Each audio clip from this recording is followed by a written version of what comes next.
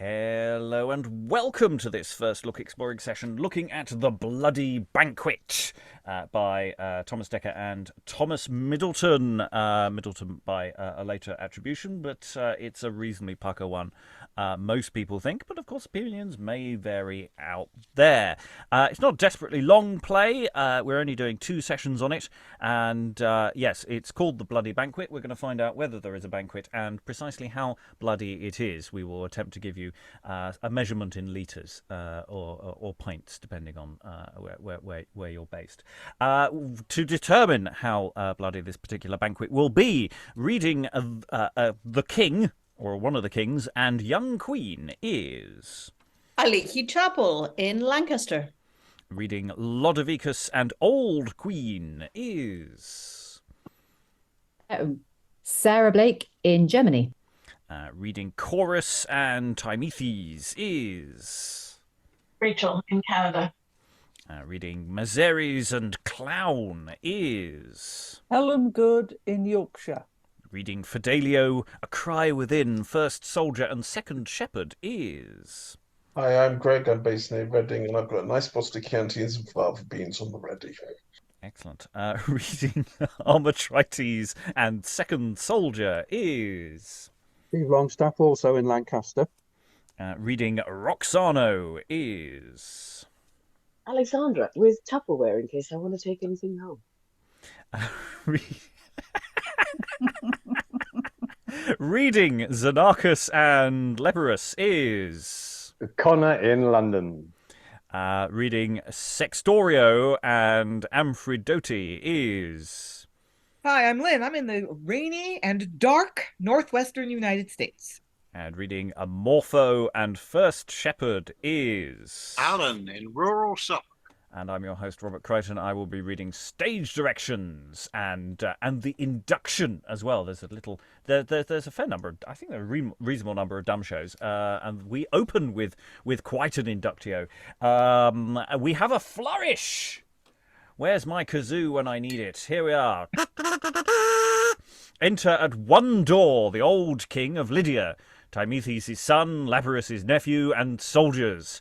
At the other door, the old king of Lycia, Xantippus his son, Eurynomé his daughter, and soldiers.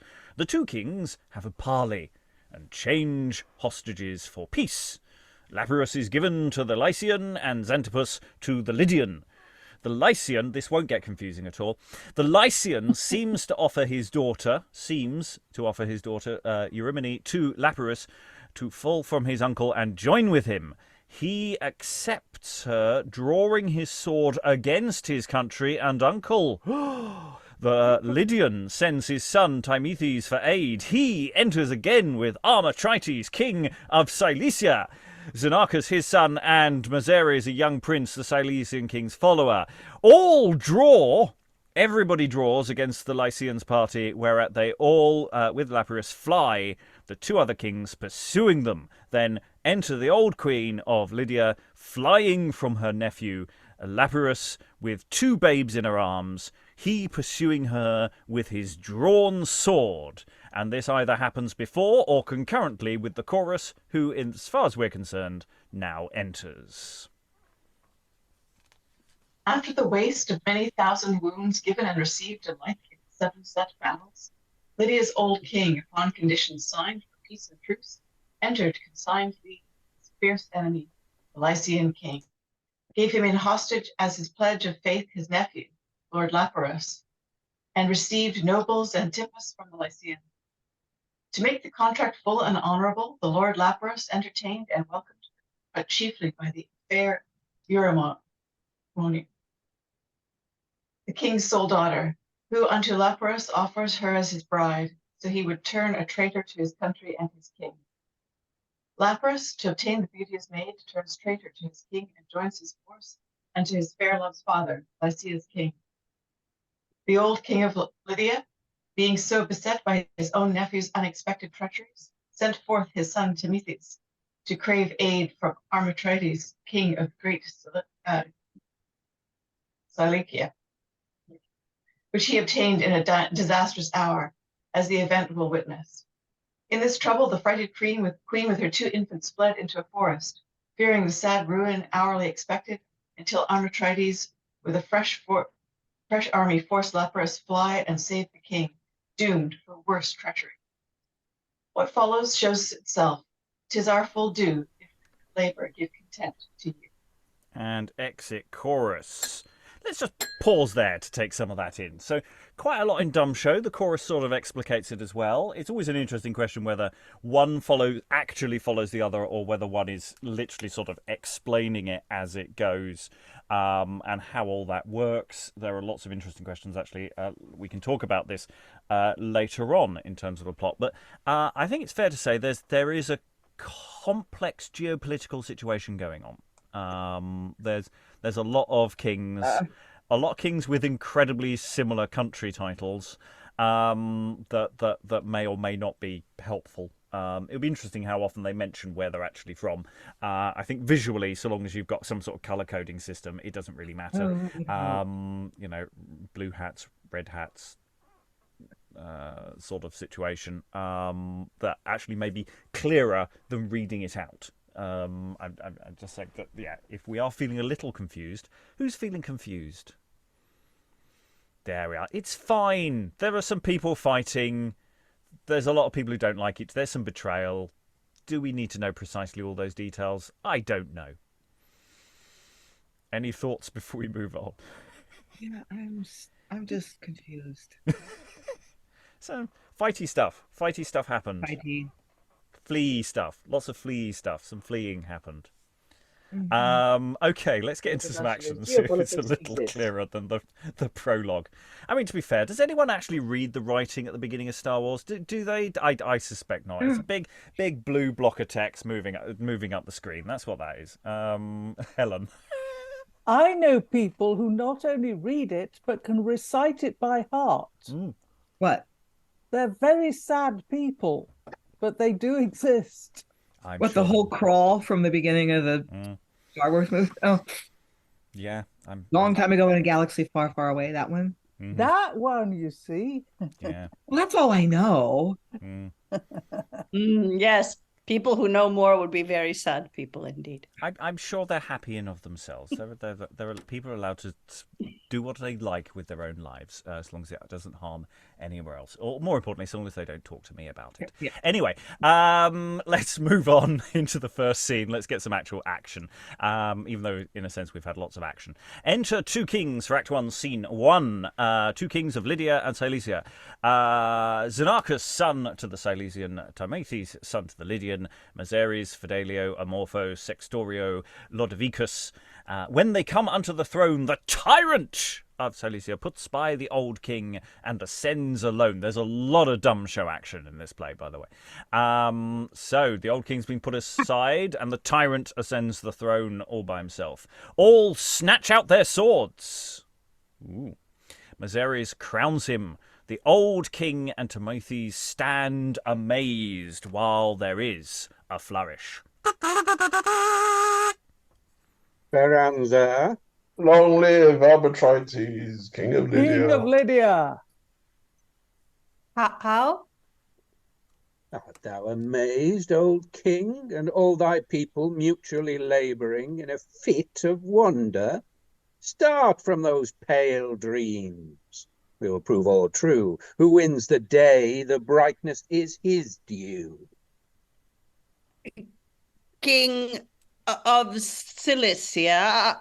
Aye, and Lydia now. Bater's not our titles. We and ours have sweat and clearly earned them in our flesh. It savours not of nobleness, nor virtue, religion, loyalty, heaven, or nature's laws, so most perfidiously to enter, tyrant, where was expected honesty and honour, assistance from a friend, not a dissembler, a royal neighbour, and no politic foe. What worse than this could the enemy perform? And when shines friendship best but in a storm? Why, doting Lydia, is it of no virtue to bring our army hither and put in venture our person and our lives upon our foes? wasting our courage, weakening our best forces, impoverishing the heart of our munition, and having won the honour of the back, to throw our glory on unworthy spirits, and so unload victory's honey thighs to let drones feed? Will nothing satisfy but all? Without all, nothing. The kingdom and not under suits our blood. Flies are not eagles' praise, nor thanks our food. And for Cilicia, our other sphere, our son Zenarchus, let thy beams move there. Rather, my lord, let me prove my pity here unto the reverend fate-afflicted king, for whom, with his disconsolate son, my friend and plighted brother, I here kneel as suitor. O my most noble father, still retain the seal of honour and religion. A kingdom rightly possessed by course contains more joy than is usurped by force. Boy hath almost changed us. My lord, he calls. My lord, remember, you are possessed. What, with the devil? The devil, the dukedom, the kingdom, Lydia, all pant under your sceptre. The sway is yours. Be not brought out with words. A kingdom's dear. His fortune, keep your mind, and keep your state. You're laughed at if you prove compassionate. Thanks to Mazeres, he hath refreshed our spirits. Sorry, that's not me. Zenarchus, is thy death if thou dost proceed? Thy words we threat, rise silent or else bleed. And Zenarchus rises. Who can expect but blood where tyrants govern? We are not yet so cruel to thy fortune as was Lapyrus, thine own nephew, treacherous, that stole upon thy life, besieged thee basely, and had betrayed thee to thine enemy's anger, had we not beat his strength to his own throat and made him shrink before us. All can tell in him 'twas monstrous. 'Tis in us, but well, a trick of war, advantage, policy, nay, rather recompense. There's more deceit in peace. 'Tis common there to unfold young heirs. The old may well stand bare. You have your life. Be thankful. And 'tis more than your perfidious nephew would consent to, had he surprised you first. Your fate is cast. The sooner you be gone, 'twill prove the safer. On thee, Lapyrus, and thy treacheries, for the heavy burthen of an old man's curse. Your queen with her two infants fled the city, affrighted at this treason and new wars. News of more sadness than the kingdom's loss. She fled upon her hour, for had she stayed, she'd either died, been banished, or betrayed. I have some servants here. All these, my lord. All these. Not all. You did forget I am not worth the flattering. I am done, old, and dead set. Honor the rising sun. If any for love serve me, which is he, now let him shame the world and follow me. That's I, my lord. And I. What, two of you? Let it be enrolled to follow a king when he is poor and old.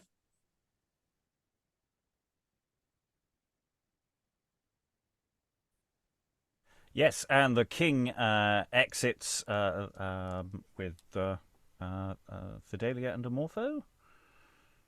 Farewell, king. I'll play the flounder and keep me to my tide. And so will I. This is the flowing side. These men are yours, my lord. We'll grace them chiefly. Wait for employment, place, and eminence. The like to each that to our bounty flies, for he that falls to us shall surely rise. His son Tymethes little frights our thoughts. He's young and given to pleasure, not to plots. Your grace defines him right. He may remain. The prince, your son, binds him in a love chain. There's little fear of him. Their loves are dear. Base boy. He leaves his father to live here. His presence sets a gloss on your attempts. They have their lustre from him. It's their countenance, as well observed and followed. He shall stay. Mazeres, thou armest us that won the day. And they all exit, apart from Zenarchus and Tymethes. None but Mazeres that court fly could on the virtues of the king below such corruption. Man falls to vice in minutes, runs and leaps, but unto goodness he takes wary steps. How soon a tyrant! Why, Mazeres, friend, brother? Peace, prithee, peace. You undo me if you wake me. I hope I'm in a dream. Would 'twere so happy. No? Why then wake, beggar. But the comfort is I have brave seeming kinsmen. Why, Zenarchus, 'tis not the loss of kingdom, father's banishment, uncertainty of mother afflicts me, with half the violence that those crossed affections betwixt your princely sister and ourself, who upon fortune, or our father's frown, erecting the whole fabric of her love, either now will not, or else dare not, love me. Chance alters not affection. See in me that hold thee dear still spite in tyranny. Fate does but dim the glass of a right man. He still retains his worth. Do what fate can. Change faith for dross.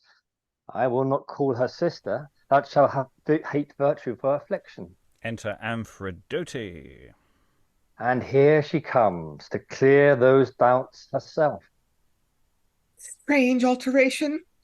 Will the king my father in his grey hairs turn tyrant to his friends, wasting his penitential time in plots, acting more sins than he hath tears to weep for them? Alas, lady, fortune hath changed my state. Can you love a beggar? Why, fortune hath the least command o'er love. She cannot drive Tymethes from himself, and 'tis Tymethes, not his painted glories, my soul in her accomplished wish desires. What say you now, sir? Nothing but admire that heaven can frame a creature like a woman, and she be constant, seeing most are common. Put by your wonder, sir. She proves the same. I spoke her virtues for her ere she came. And when my father dies, I here do vow, this kingdom now detained wrongfully shall then return unforcibly to you, in part thy dowry, but in all thy due. Unmatched, honest young man. Enter Mazeres, observing what's going on. Come, let your lips meet, though your fortunes wander. Ah, taste lips so bounteously with a beggar? Thus, in firm state, let your affections rest. Time that makes rich makes the same men blessed. Exeunt all but Mazeres, who's watched it all. What's here? Either the princes, out of charity's rashness, are pleased to lay aside their glories and refresh the gasping fortunes of a desperate wretch, or, if for larger bounties, I was mad to advise the king for his remaining here, that had been banished, and with him my fear. I love the princess, and the king allows it. If he should prove a rival to my love, I have argued fair for his abiding here. My plot shall work his ruin. If one fail, I'll raise a second, for I must prevail. I that used policy to cause him stay can show like art to rid my fears away. And exit. And end of first scene. So it's interesting, isn't it, actually? Once you get into the scene itself is pretty straightforward in terms of what's going on. I think it's an interesting question about, does the dumb show make it more confusing or less confusing? I mean, you've got that sense of, hang on, did I come in late? Did I miss a scene when that first scene starts? Of like, it feels like we've missed a whole play, and that, you know, this is part two. It's just where it suddenly turns around and goes, "Wow, we've been fighting as allies. I'm going to take all of the kingdoms." And it feels like it's a denouement rather than the beginning of a play. I quite like that, and I'm curious about what the dumb show is doing, whether the dumb show is put there to make things clearer. But certainly in terms of reading the dumb show, it doesn't. It actually makes it a bit more unclear. But I think visually it probably isn't a problem. But yeah, once you're into it, it's very clear who everyone is. You've got evil people usurping other people going, I'm a bit screwed, and you've got people going, oh, I will definitely kneel towards you and do homage. I'm definitely not going to rebel or do anything bad to you later on. And immediately everyone leaves the room and goes, shall we maybe do some low level plotting? Shall we do? And then the spies overhear it. So narratively it's very clear. I say it's just that interesting question of whether the dumb show makes it, for us at least reading it, less clear rather than more clear. Alexandra, I think, was waving. Yes, I think that it's definitely a difficulty we are having as readers, that once it's sort of put into performance and the costume designer's dream of getting the opportunity to represent all the factions and so on, I think of this dumb show as no different to the sort of Star Wars opening scroll, or even better, the opening to Lord of the Rings. We don't think of that film as having a really long explanatory prologue, but then you watch it and it does. Because it's just a thing that we kind of, we imbue the information without considering that to be the way the story starts, right? And I think this dumb show does very probably a similar job to that, where it sort of goes, here is, previously in the history of this world, these things have happened. Okay, you've caught up now, and let's throw you into a scene where that you can start sort of in medias res and still know what the hell is going on and who is who and who's related to whom, etc. So yeah, I think actually produced and directed carefully, this could actually be really good. This dumb show and the having of dumb shows in this play. It's interesting that it is actually. I don't know if it's actually essential. I mean, I think the play tells you what's going on pretty clearly as well. So it is an element of, maybe there's a maximalist approach to this play, and then there's a more minimalist approach to this play as well. So there might be options there. Other thoughts about the scene as opposed to necessarily the dumb show? Alan? Yeah, I think in performance with colour coding, it would probably be a heck of a lot clearer what's going on. And I'm just wondering, where you've got these two participants who've been effectively given over as hostage to t'other side or whatever, maybe you've almost got to go with sort of party-coloured shirts. One's got a red shirt with green cross hatching and vice versa. Well, yes, I mean, there's an awful lot of... It's the question of how do you trust people who's, deserted from another side to join your side, and then what do you do when you betray them back again?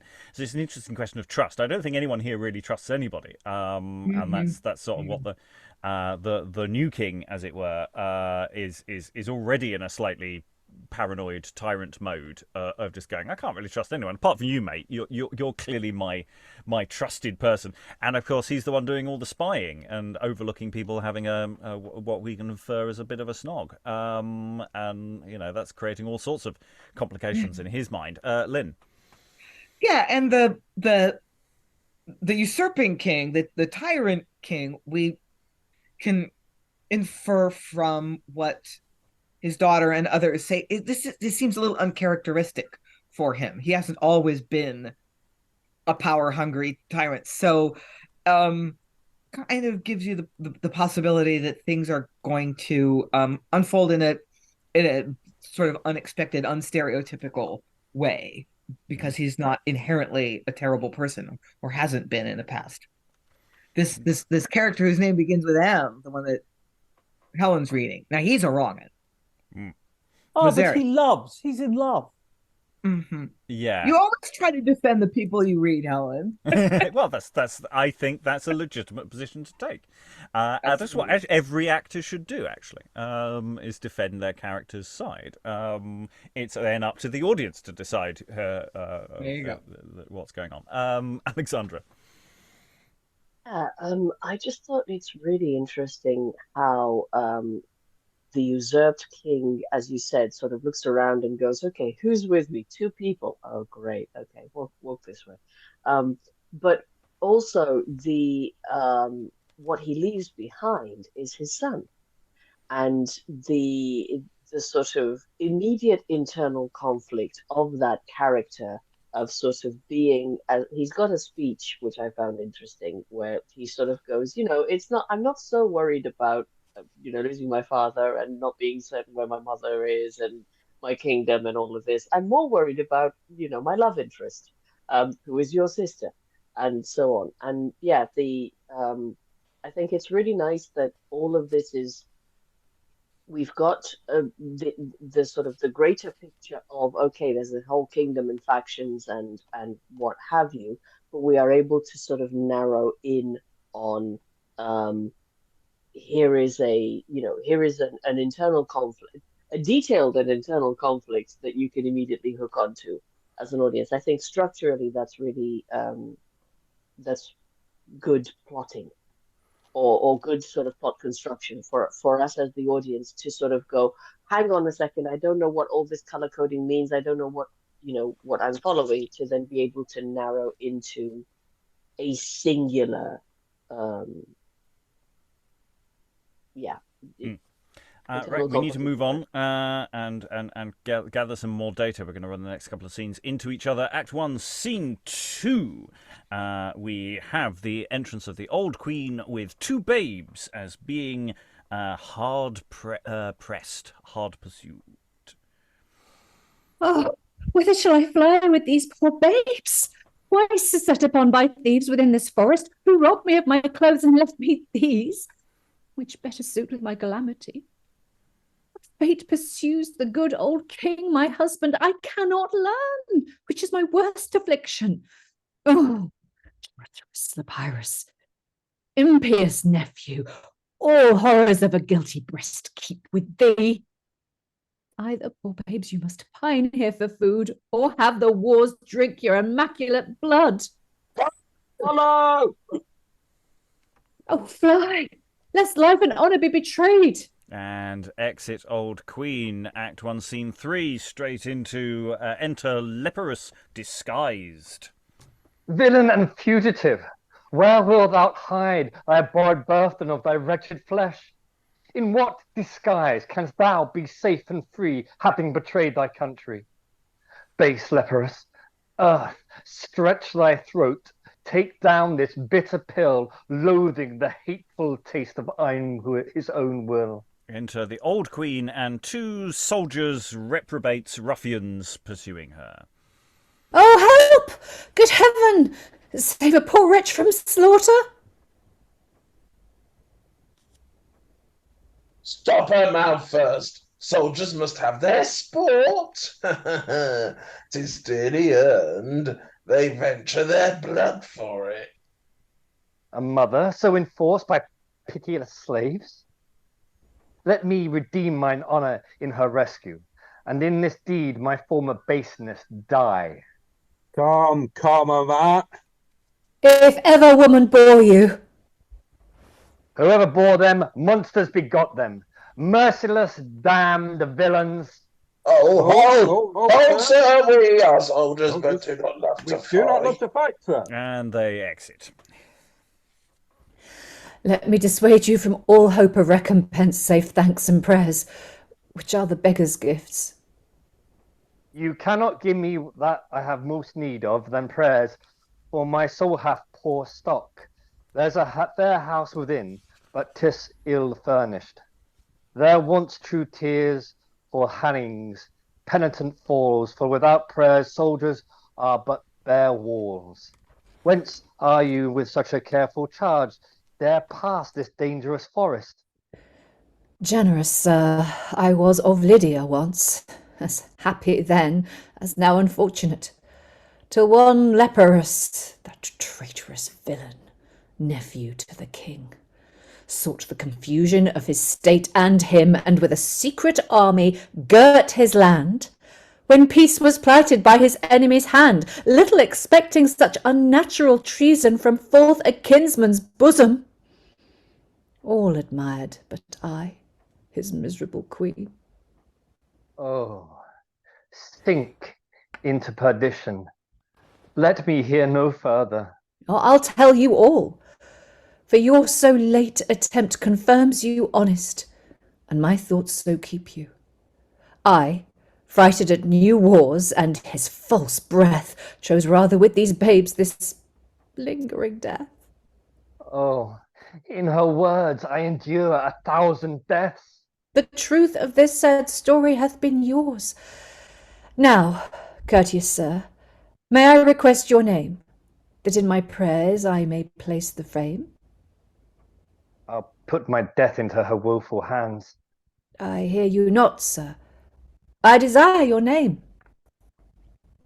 To add some small consent to your distress, know that Lapyrus, whom your miseries may rightly curse and be revenged justly, lurks in this forest equally distressed.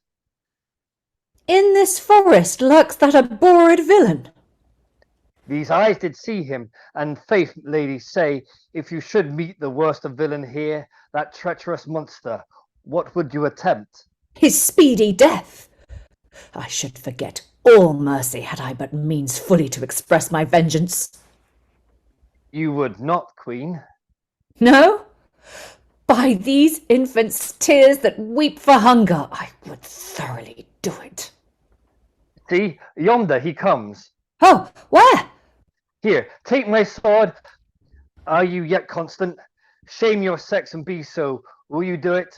I see him not. Strike him through the guilt and treachery, and let him see the horrors of his perjured soul. Are you ready? Oh, pray, let me see him first. And Lapyrus pulls off his false beard and kneels. You see him now. Now do it. Lapyrus! Oh, fortunate revenge. Now all thy villainies shall be at once requited. Thy country's ruin, the king, thy uncle's sorrows, my own miseries, shall at this minute all one vengeance meet. Alas, he doth submit, prays, and relents. Who could wish for more? None made from woman can. Small glory 'twere to kill a kneeling man. When he in penitent sighs his soul commends, thou send'st him to the gods, thyself to the fiends. Oh, but hearken to thy piteous infant's cries, and thou for vengeance. Peace then. Now he dies. Oh, ingrateful woman, he delivered thee from ravishment. Canst thou his murderess be? What riches to thy honour? That rare treasure which worlds redeem not, yet 'tis lost at pleasure. Kill him that preserved that? And in thy rescue his noble rage so manfully behaved? Rise, rise! He that repents is ever saved. Will misery yet a longer life afford, to see a queen so poor not worth her word? I am better than my word. My word was death. Man's never so past grief till he be past his breath. I pardon all, Lapyrus. Do not do it. And only to one penance I enjoin thee for all thy faults past. While we here remain within this forest, this thy task shall be, to procure succour to my babes and me. And if I fail, may the earth swallow me. Thou'rt now grown good. Here could I ever dwell, were the old king my husband safe and well. And they exit. Well, that was fun, wasn't it? You got. I particularly like the state of the soldiery. Is as they're going, ha ha ha ha ha ha. No, we're soldiers, but just contractually. We're not actually good at fighting. We're just here for the looting. That was all we and were the here for. rapine. Yeah, I was going to keep it light. So yeah, it's yes, it's he's in disguise, so he gets to do the whole thing and the play, and it gives you a fun scene to play, and it's all very set piecey. It's interesting. There are lots of little set piece moments. It's like we've got this sort of moment in the previous scene when Tymethes is supposed to do something dramatic. It's not stated in the text what it is, but Zenarchus turns to him and just goes, you're right. And he's obviously doing a gesture of how emotionally perturbed he is on some level. So there's sort of these big moments that are going on. People are acting. We got a character who, in other versions, who is literally just called Tyrant, in other versions of this text, whereas the version we're looking at, we've actually given him an actual given name. It's just called Tyrant and King. So it's all these big, bold sort of choices going on. It's quite fun. Sarah, you had fun, I think, and then Alexandra, and then I had a lot of fun. Yes. Yeah. Also, you've got. Okay, I know that was actually 2 scenes rather than 1, but tiny. That's the same scene as a unit of action. Yeah, but you've got like another. The second scene opens again with just like immense amount of action. Like you've got this woman fleeing with her starving children, and then this dude appears, and like there's soldiers, and they're trying to rape her, and it's like we started the first scene with like, oh, you're taking the kingdom, just infamy, and now we've got this, and it's like, oh, is every scene? It's like every scene seems to start with this incredible momentum. When there's no building to a crescendo, we come in like wham bam at the beginning, and then we get a little bit of thought and a little bit of plot and a little bit of scheming and some reflection. And then the same thing happened with this like little sequence as well. And it ended in quite a reflective place, but it started with all this immense action. I'm going to be interested to see if this keeps happening. I'm curious now the logistics of the 2 babes, because is there a papoose? I mean, how is she doing the stabbing? Does she put the babies down? How does that work? Anyway, it's an interesting question. I'll go to Alexandra, then Lynn. Let's keep this relatively tight. We've got quite a lot of text to get through today. He's obviously juggling the babies, Robert. And a lot of the stuff that Sarah said, I also like how dynamic and dramatically constructed it is. And also just following on from my last comment, internal conflict. Again, we have a scene that sort of focuses on, rather than what is this doing to the world, what the internal sort of struggle that Lapyrus, who turns out to be the traitor, but also be saving the person that is directly affected by the stuff that he's done, and this twist of trying to get her to kill him, to take her vengeance on him. It's really wonderful as construction, and we're only in scene 3. Which is effectively scene 2 or you could argue scene 5, depending on how you want to count dumb shows. Lynn, then Helen, then we will move on. Yeah, I just wanted to voice how much I enjoyed this. I mean, the early modern period really loves these kind of person in disguise, dramatic irony kind of thing. There's a couple of scenes like this in The Malcontent, and they're really contrived. And when does anything like this actually ever happen in real life? Basically, never. And I just love this kind of thing. Yeah, where did which particular in the middle of a war? Which shop did he go to buy his false beard from? I'm curious about the nature of the disguise. Anyway, Helen. Yeah, I'm slightly puzzled by the babies. Presumably they are, at any rate, related to the old queen. But how old is old? I think it's as in previous. I don't think she's necessarily actually old. The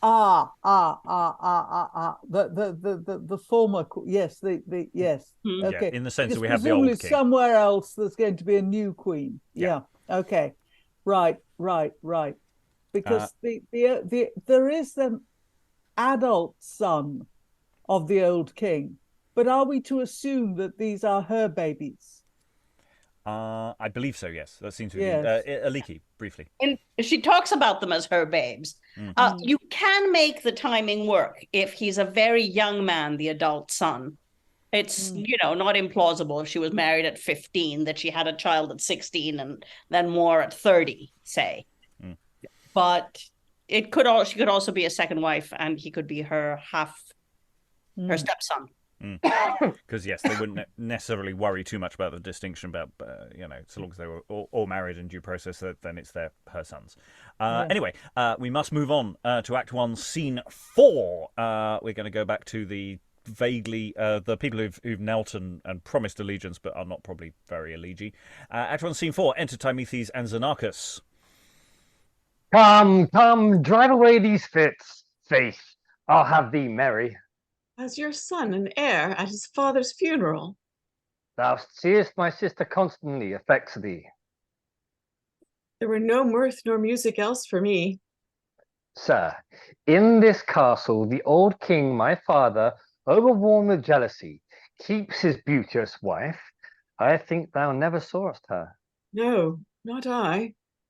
Why then, thy judgment's fresh. I'll visit her on purpose for thy consensure.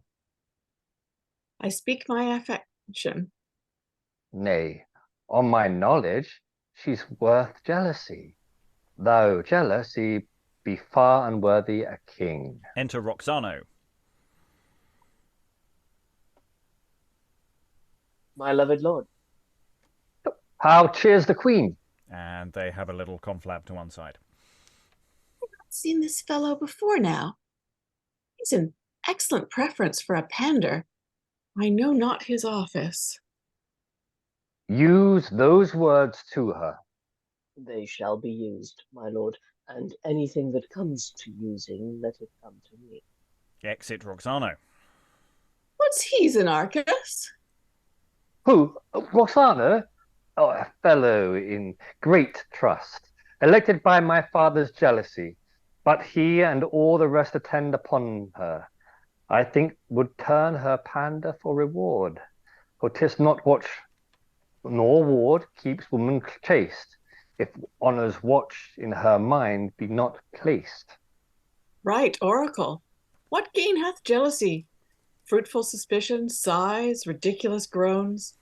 Hunger and lust will break through flesh and stones, and like a whirlwind blows ope castle doors, Italian padlocks. What, mad lords, are your jealousy people then, that lock their wives from all men but their men? Make them their keepers to prevent some greater, so oft it happens to the poor's relief. Keepers eat venison when the lords eat beef. Enter young queen, as in the new upcoming queen, with a book in her hand. See, she comes. Honor of beauty. There man's wishes rise. Grace and perfection lighten from her eyes. Amazement is shot through me. 'Tis Tymethes, lady, son to the banished king. Is this he? It is, sweet lady. I never knew the force of a desire until this minute struck within my blood. I fear one look was destined to undo me. Why, Tymethes, friend? Huh? A courtier and forgot your first weapon? Go and salute our lady mother. He makes towards us.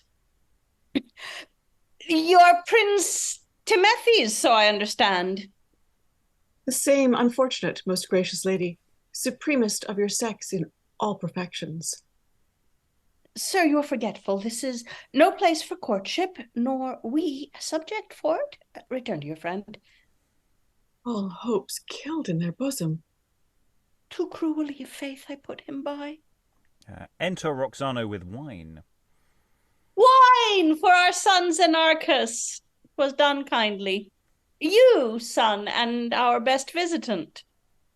Duty binds me. Begin to me, Zenarchus, I'll have it so. Why, then there's hope she'll occasion to drink to me. She hath no means to avoid it. Prevent all loose thoughts.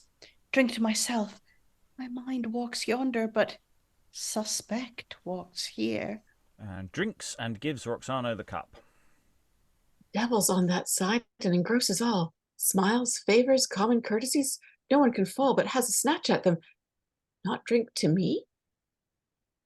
Make you yon stranger drink. Roxano offers it to him. Pox of it, not I. I speak strange words against my fantasy. Prithee, Tymethes, drink. I am not dry. I think so too. Dry and so young. 'Twere strange. Come, prithee, drink to the queen, my mother. You shall rule me. Unto that beauteous majesty. Thanks, noble sir. I must be wary. My mind's dangerous. I'll pledge you anon, sir. Gives Roxano the cup, and Roxano exits with wine. Heart, how contempt ill fortune does pursue. Not drink nor pledge? What was she born to do? I'll stay no longer, lest I let that flame which nothing but cold death can quench or tame.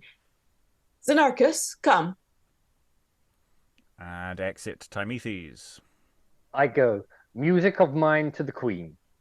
To you no less. And all that you can wish or I express. And Thanks, our son. exit Zenarchus. The other took leave in silence, but left me to speak enough, both for myself and thee. Tymethes is his name. Poor heart, take heed. Look well into the event ere thou proceed. Love, yet be wise. Impossible, none can. If ere the wise man claim one foolish hour, 'tis when he loves. He's then in folly's power. I need not fear the servants that o'erwatch me. Their faiths lie in my coffers, in effect more true to me than to my lords. Suspect the fears and dangers that most threaten me live in the party that I must enjoy, and that's Tymethes. Men are apt to boast. He may in full cups blaze and vaunt himself unto some meaner mistress, make my shame the politic engine to beat down her name, and from thence force a way to the king's ears. Strange fate, where my love keeps, there keep my fears. Enter Tyrant Armatrites. Why, where's her guard? Suffer her alone? Her thoughts may work. Their powers are not their own, not her own. Women have of themselves no entire sway. Like dial needles they wave every way, and must be thoroughly taught to keep right and point to none but to their lord's delight. Enter Roxano and guard. Time to convey and plot.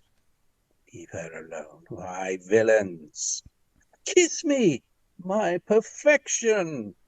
This night we'll banquet in these blissful arms. Then there is some kissing. Your nights are music, and your words are charms. Kiss me again, fair Tethys. We can infer some more snogging occurs. Walks off with her, and the guard follows. My lady is scarce perfect in her thoughts, however she framed a smile upon the tyrant.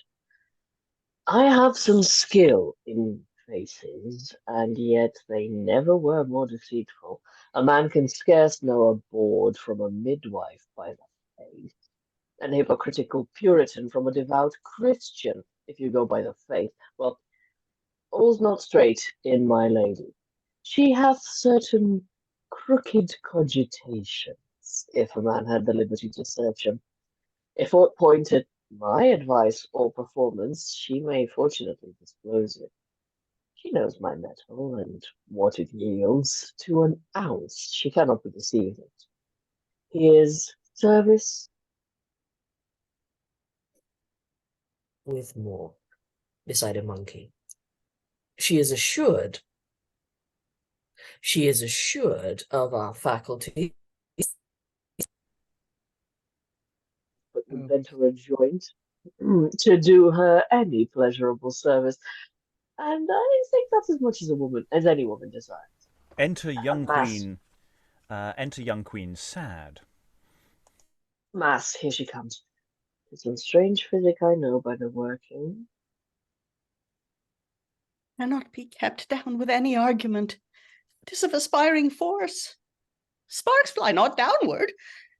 No more this received fancy of Tymethes. I threaten it with my lord's jealousy. Yet still it rises against all objections.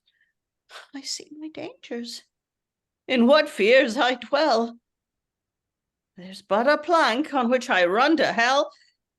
Yet were't thrice narrower I should venture on. None dares do more for sin than woman can. Misery of love! Roxano? I'm observed. What news, Roxano? None that's good, madam. No?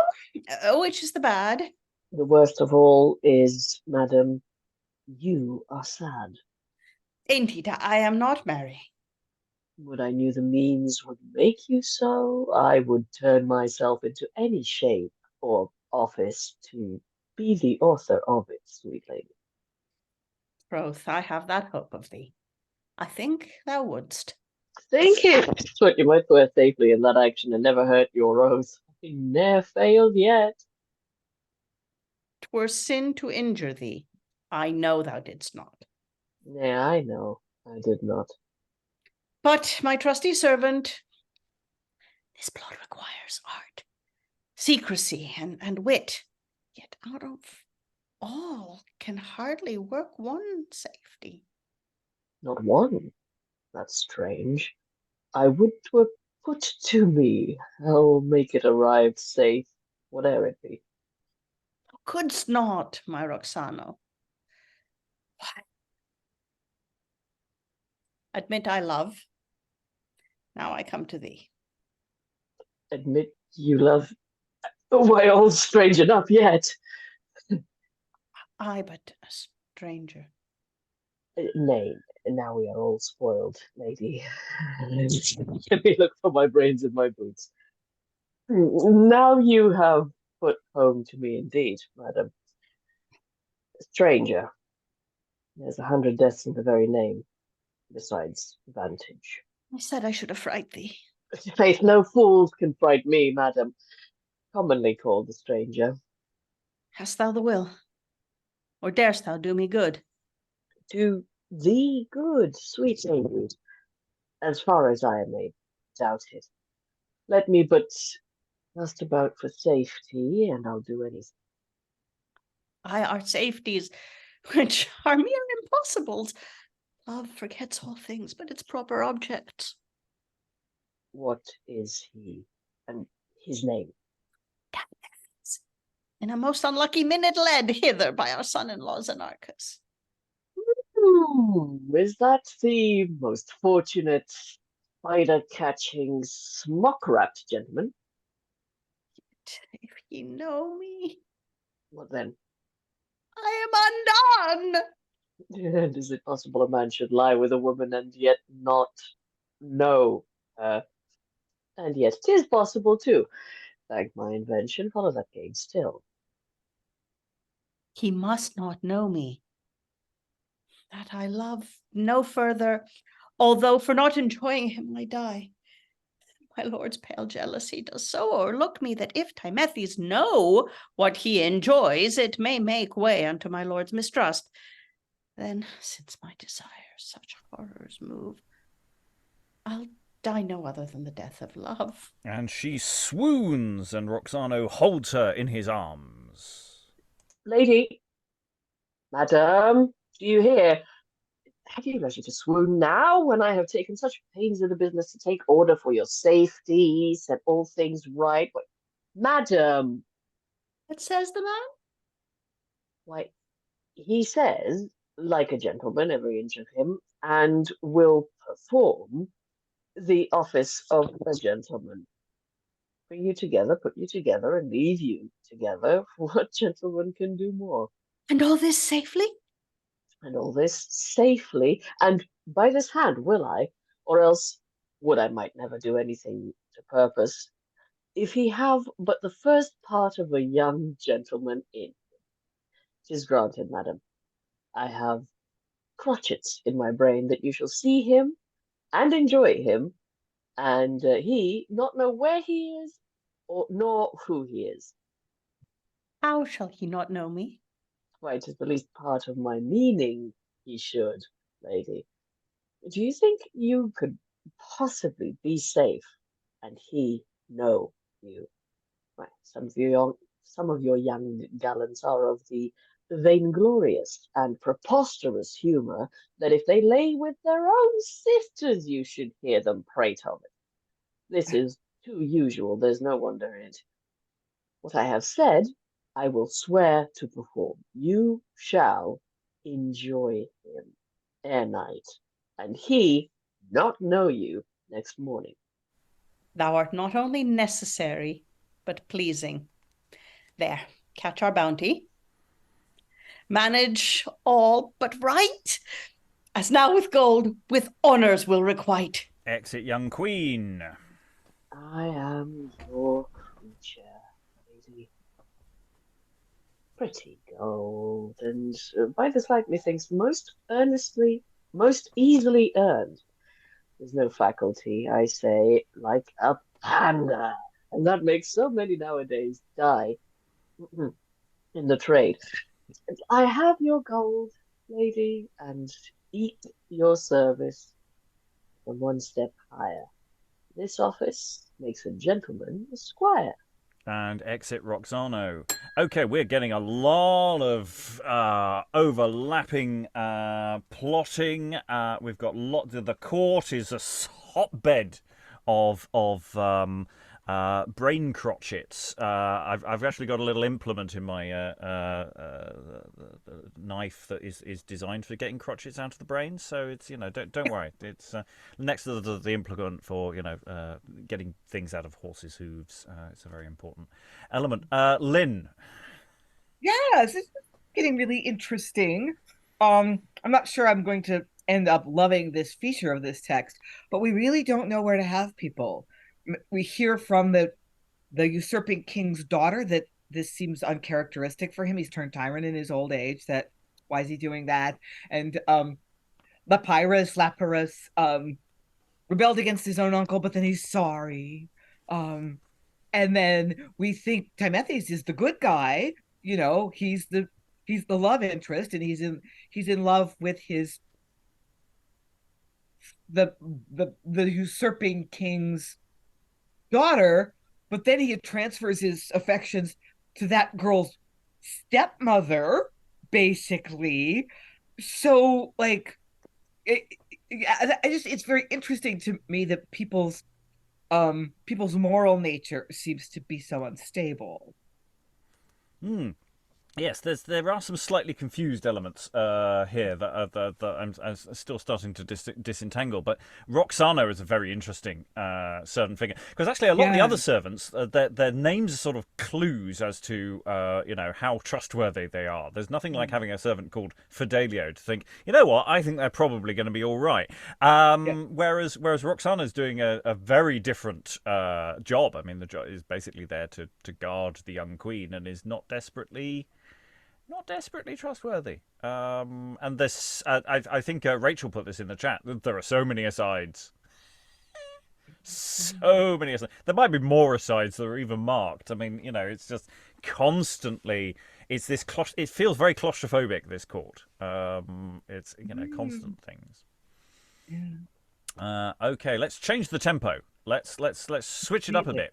we're going to go into Act 2, Scene 1, and we're going to have a clown. So hopefully they're one of those hilariously funny clowns.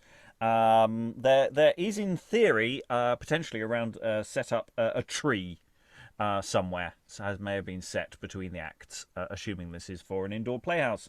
Various thoughts on that, which we'll come to later in the process. Act 1, Scene 1, however, enter clown and 2 shepherds. Come, fellow clown, are the pits digged? Aye, as deep as in it, usurer's conscience. I warrant thee. Mass, and that's deep enough. 'Twill devour a widow and 3 orphans at a breakfast. Soft, is this it? Aye, this is it. Nay, for deepness I'll be sworn. But come, my masters, and lay those boughs cross over, so, artificially. And may all those horse and mutton mongers, the wolves, hole here, which eat our sheep. I wonder what wolves those are which eat our sheep. Whether they be he-wolves or she-wolves. Well, they should be he-wolves by their loving mutton, but by their greediness they should be she-wolves. For the belly of a she-wolf is never satisfied till it be dammed up. Why, are the she-wolves worse than the he's? Why, is not the dam worse than the devil, pray? You've answered me there indeed. Why, man, if all the earth were a parchment, the sea ink, every stick a pen, and every knave a scrivener, they were not all able to write down the knaveries of she-wolves. Oh, a murrain on them, he's or she's. They suck the blood of none but our lambs. Always the weakest goes to the wall. As, for example, knock down a sheep, and he tumbles forwards. Knock down a woman, and she tumbles backwards. Sirrah, I wonder how many sorts of wolves there be. Marry, just as many sorts as there be knaves in the cards. Why, that's 4. First, there are your court wolves, and those be foul eaters and clean drinkers.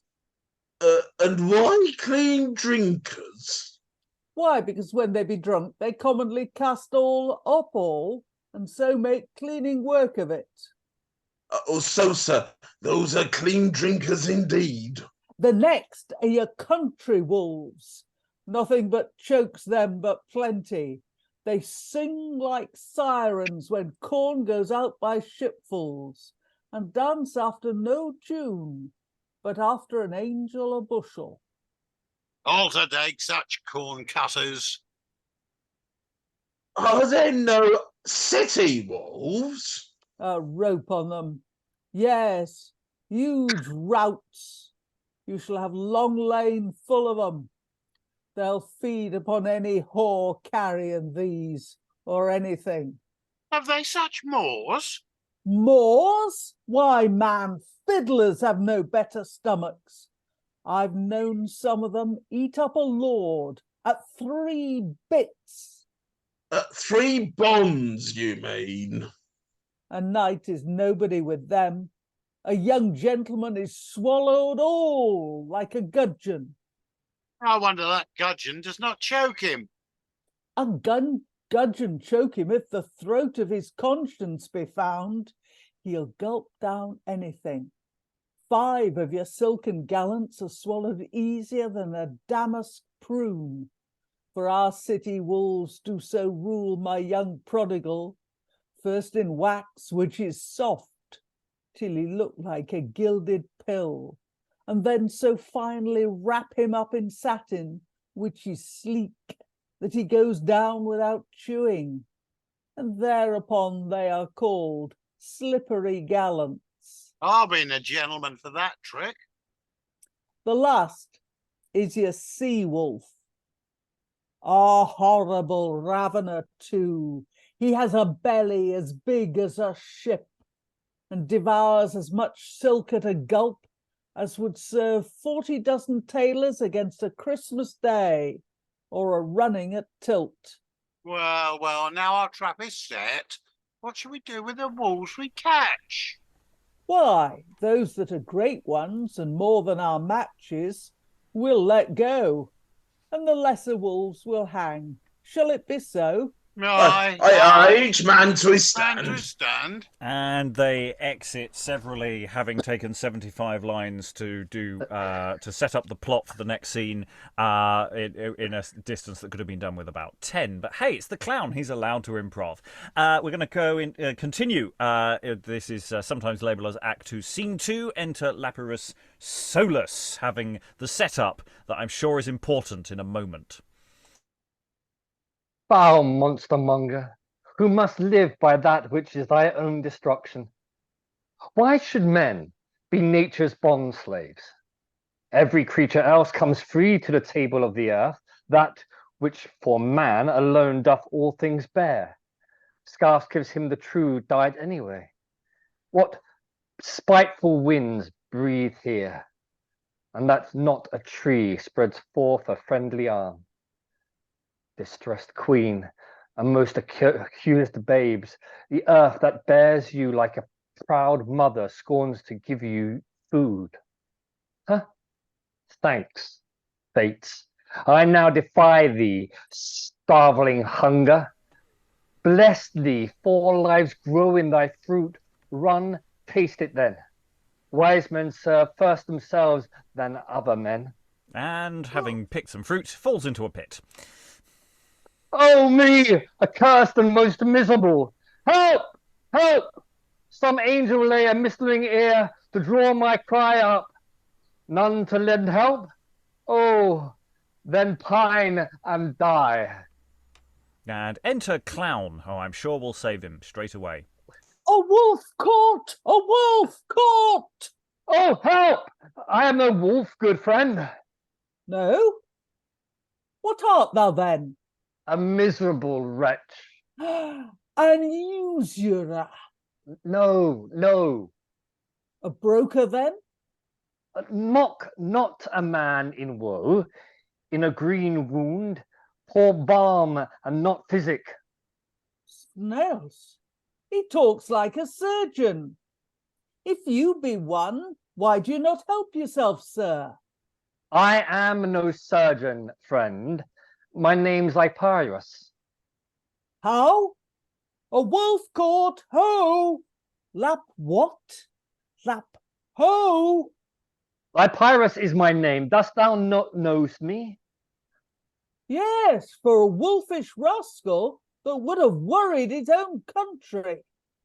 Torture me not, I prithee. I am that wretch, a villain I was once, but I am now a devil in the vault.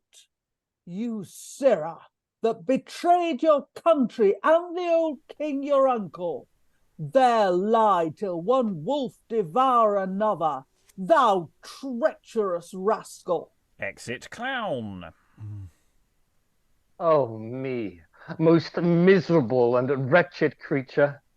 I now do find there's a revenging fate that dooms bad men to the unfortunate. And exit Lapyrus. And there we will pause very briefly. So we've got an awful lot of scene for what is actually a very short bit of business. It's an opportunity for the clown to extemporise and go off on one and various bits of wordplay. You've got the 2 shepherds who are basically there to do the feed for him. Here is the setup for the joke. He does the punchline, setup, punchline, setup, punchline. I'm sure the original audience absolutely loved all that wordplay stuff. I'm sure it was very, very enjoyable. I suspect for a modern audience, less so. However, there is a structural need for it. They need to set up the falling into the pit. There is some wolf stuff which is appropriate.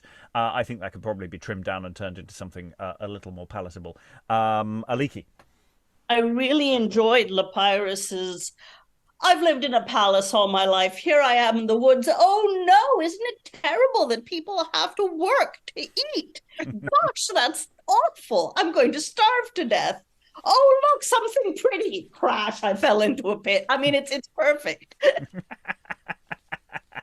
Yes, it's this whole thing of forgive me so long as you protect my. I forgive you if you protect my babes and feed them. And he's clear he can't feed himself. He hasn't got a clue. But he's discovered the nature of fruit. Apparently, it grows on trees. Lynn. I'm confused about the staging here because the clown's last line, he calls Lapyrus a devil in a vault, and lie till one wolf devour another, thou treacherous rascal. So I'm envisioning Lapyrus in the pit, in the trap, and the clown says, "Yeah, stay there for all I care. You're a traitor," and leaves. And then Lapyrus says, "Oh, woe is me," basically. And we have a stage direction that he exits, but he's in the trap. So I like. I don't know if the stage direction is actually original. It's just sort of inferred. In fact, actually, you could argue that he doesn't exit at all. But we'll perhaps come to that in a bit. But yeah, he stays in the trap. Is absolutely a thing. In fact, some or at least the edition I'm looking at here does actually have a stage direction that the clown covers the pit on the exit, and you just hear his voice underneath. I'm not sure I buy that. But yeah, that the pit has to be covered in some fashion. But he's still there. He's definitely still in the hole. Okay, let's go into the next scene. We're back to court. Oh, Helen. Sorry, I just wanted to note, without going into any great length, the mass of topical references and hits at topical villains that the clown has. Hordes of them. Would you like to give us an example? Well, the usual, the one he's most keen on is he can't stand usurers. But there's also, people who prey on courtiers and gallants, and there's an awful lot about the mercery trade. I mean, everything seems to be to do with silk and cloth. It needs unwrapping, but not by me. Yeah. All sorts of things we could go into another time. Act 2, Scene 3. We have Zenarchus, Tymethes, Amphridote, and Mazeres following them. We are observed. By whom? Mazeres follows us. Oh, he's my protested servant, your sole rival. The devil he is.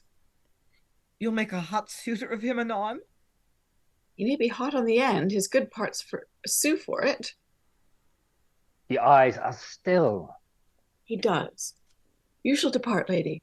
I'll take my leave on purpose in his presence. He's jealous, and a kiss runs through his heart. I'll make a thrust at him on your lip. And he kisses her. Death. Minute favours. Every step a kiss. I think they count how the day goes by kissing. 'Tis past 4 since I met them. I have hit him in the gall instead of the blood. He sheds distractions, which are worse than wounds. But, sirrah... Stays he to prove my rival? Cursed be the hour wherein I advise the king for his stay here. I have set slaves to entrap him, yet none prosper. I'll lay no more my faith upon their works. They're weak and loose, and like a rotten wall. Leaning on them may hazard my own fall. I'll use a swifter course, cut off long journeys and tedious ways that run my hopes to past breath. I'll take the plain road and hunt his death. Exit Mazeres. So, he departs with a knit brow. No matter, when his frown begets earthquakes, haply then 'twill shake me too. I shall stand firm till then. Enter Roxano, disguised as a beggar.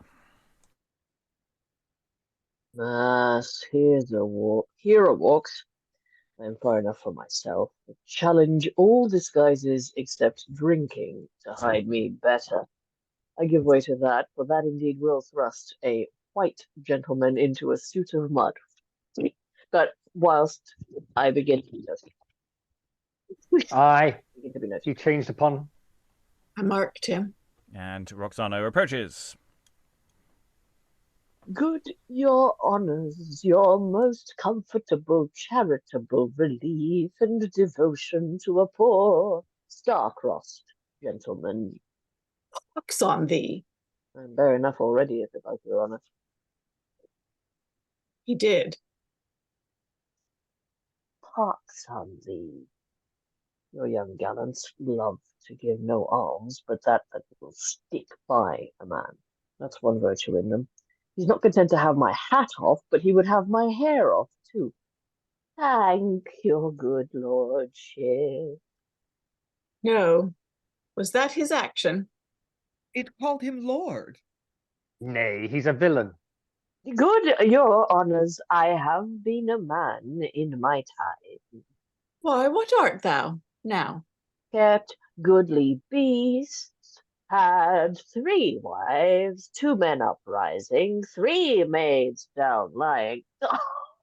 Good your kind honours. Foot, I'm a beggar myself. Perhaps your lordship gets by it. Good your sweet honour. This fellow would be whipped. Your lordship has forgot since you are a beggar.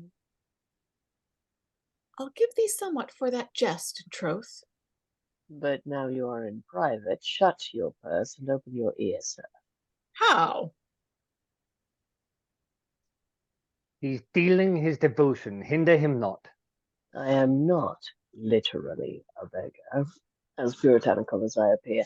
The naked truth is, you are happily desirous of the most sweet, delicate, divine, pleasing, ravishing creature. Peace, peace, prithee, peace. That ever made man's wishes perfect. Nay, say not so. I saw one creature lately exceeds all human form for true perfection. This may be beauteous. This, for white and red, sir. Her honour and my oath sue for that pardon. You must not know her name, nor see her face. How? She rather chooseth death in her neglect than so to hazard or lose respect. How shall I come at her? Let your will subscribe to the sure means already wrought. She shall be safely pleased, you safely brought. Ah, and is this sheer faith without any trick in it? Let me perish in this office else, and I need wish no more damnation than to die a pander. Thou speakest well. When meet we? 5 is the fixed hour, upon tomorrow's evening. So, the place? Near to the further lodge. Go to, then. It holds honest all the way.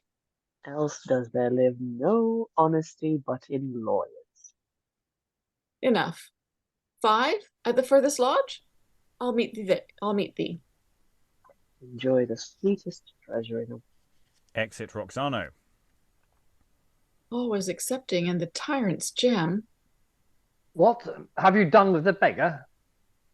None that lives can say he has done with the beggar. Hold conference so long with such a fellow? How? Are your wits perfect? If one should refuse to talk with every beggar, he might refuse the brave company sometimes. Gallants of faith. And exit. Okay, so we have the expansion of the meeting mooted earlier to the young queen, and Roxano is doing some disguising as well. There's a second disguise that we've had in this play, so we're getting a fair amount of disguising going on. So yeah, things are being set up in motion. It's clearly going to be a perfectly executed plan, and nothing will go wrong. And there's nothing that can go wrong here. Nobody's going to die horribly ever in this play, I'm sure. It's not going to No happen. reason it's called the Bloody Banquet. It's... Yeah, it is called the Bloody Banquet. We haven't. Nobody's eaten a thing apart from one apple or other fruit, unspecified. So I'd just like to point out that the Lapyrus earlier, that's not the banquet. Just saying, okay? That wasn't the banquet. Any other thoughts? Alexandra. Just sort of the plot that Roxano hatched with the Queen earlier about, I've got a brilliant idea for how to make him, for how to let you enjoy him, hint, hint, nudge, nudge, and, leave it all to me. It's actually very simple. And it's sort of, that's slightly a bit of a come down from how much more intricate and detailed sort of the earlier characterizations seemed in earlier scenes.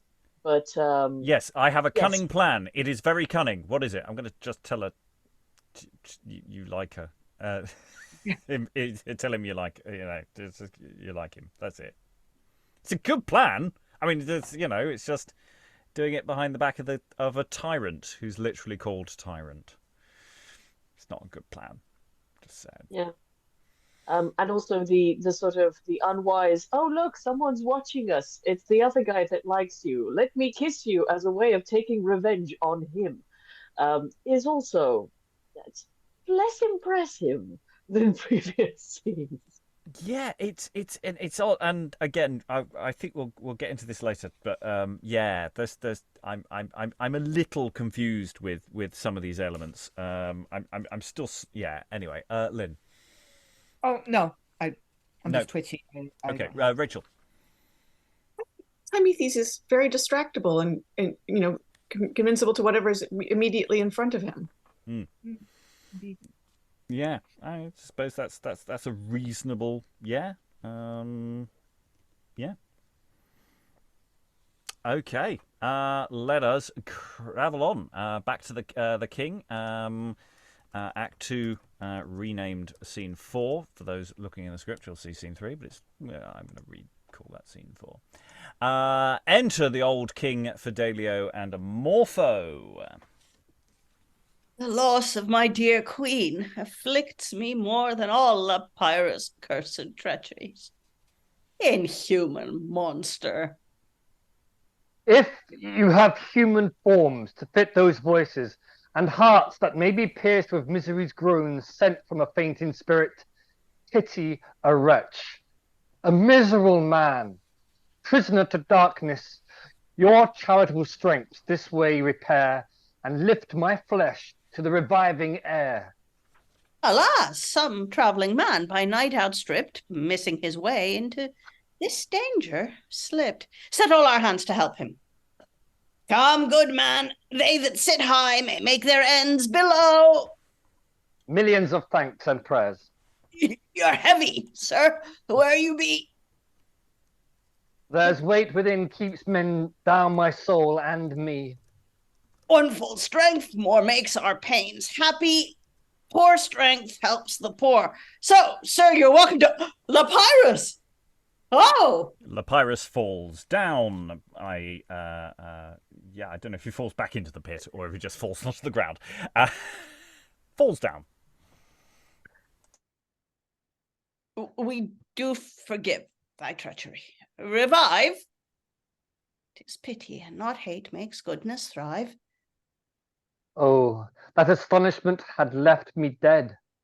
Shame, sitting on my brow, weighs down my head. Even thus the guilt of my abhorred sin flashed in my face when I beheld the queen. Our queen! Oh, where, Lapyrus? Tell the rest. Within this forest, with her babes distressed. Which way? Lead, dear Lapyrus. Follow then. Not only shall we quit thy soul's offence, but give thy happy labour recompense. And they exit, and we have another dumb show. Here we see the old queen weeping with both her infants, the one dead. She lays down the other on a bank and goes to bury the dead, expressing much grief. Enter the former shepherds, walking by carelessly. At last they espy the child and strive for it. At last the clown gets it and dandles it, expressing all signs of joy to them. Enter again the queen. She looks for her babe, and finding it gone, wrings her hands. The shepherds see her, and then whisper together, then beckon to her. She joyfully runs to them, they return her child. She points to her breasts, as meaning she would nurse it. They all give her money. The clown kisses the babe and her, and so exeunt several ways. Then enter Lapyrus, the old king, Amorpho, and Fidelio. They miss the queen, and so, expressing great sorrow, they exit. At some point, either before this or after this, enter chorus. The miserable queen, expecting still the infant succor from Lapyrus's hand, who wants himself, it chanced through extreme want the youngest died, and so near his end, that had not shepherds happily passed by, on the babe cast a compassionate eye, and snatched the child out of the arms of death, where the sad mother left it. The same hour had been his grave that gives his life new power. Thus the distressed queen, to them unknown, was as a nurse received unto her own, whose sight Lapyrus missing have led the king her husband to this hapless place. They all depart in extreme height of grief, to get unto their own sad want release. And exit chorus, official end of the act. Yes, we have this dismal scene of one of the... Lapyrus is really rubbish at finding food. As you know, if he hadn't fallen down that pit, that baby would have survived. And so, yeah. I thought the king was remarkably quick to forgive him. It's like he pulls him out and goes, Lapyrus, I forgive you. It was like there was no dialogue. There was no, I'm sorry. As an exchange when they knew who he was. It was sort of weird. But I was sort of liking that. That was quite an interesting moment. The clown returns with the shepherds to do some comedy mime.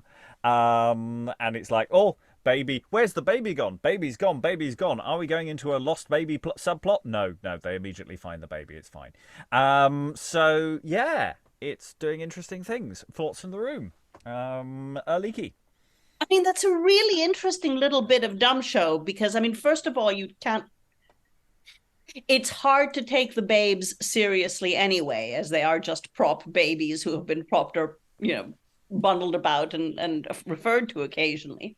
And then you have this tragic thing, the disconsolate mother putting one child down to dig a grave for the other, and then the comedy business with the snatched baby and the whole kind of, yes, we have found a baby. Fortuitously, we have also found a woman who is able to nurse baby. We found them within, 30 steps of each other. Obviously, they're completely unconnected. Let's hire this woman and her milky breasts. Yeah. It's like the do you not make the connections here at all? No, they're comedy clowns. I mean, this is the thing. The shepherds entered and said, "Hello, clown. How are you?" It's like the clown they don't even have a pretense of giving the clown a name. He is just literally there to do clowning, within the worldview of the play as well. So it's like, yeah, Lynn. I'm failing to see what the point of all this is. I mean, you could have had the queen escape the palace with one infant and get help from some comedy shepherds. Why the complication of having twins and one of them dies? That's like... Because Lapyrus couldn't find her to give her food from the tree he found, so it is sad. Well, okay, I guess maybe we're just sad. We're just manipulating the audience's emotions, where that's the... But it's like, there's a baby on the mantle that doesn't get used. Yeah, but then also they miss each other, so it's like there's we arranged to meet at this spot, and it's, oh no, you were 5 minutes late, we've gone. I mean, they that's not how it goes. But it's that thing of they've just left. Oh, she's not here. Sad, sad, sad. Oh, look, does the dead baby have a gravestone as well? Does that saying that they get sad about? Is there a not? I'm just waffling now. I think Lynn's point is actually an important one for this play. Is it just tweaking our emotions for the sake of it? Yes, I think it probably is. I think there is something very much about effects going on here that are very big and bold and feel it that's going on. Alexandra. I think related to that, a modern production would have to be cautious about what it's doing and what it's saying. We've had some problematic language earlier on that can easily be sort of tweaked or danced around or removed entirely. But this is a problematic moment, I think, for a modern audience, because it may have been sort of possible, maybe within the conventions of the time, to not treat a dead baby moment as a moment of very serious and sincere depth, but it would be very difficult not to do that in a modern production, or to sort of skirt around it as a massive potential trigger and issue.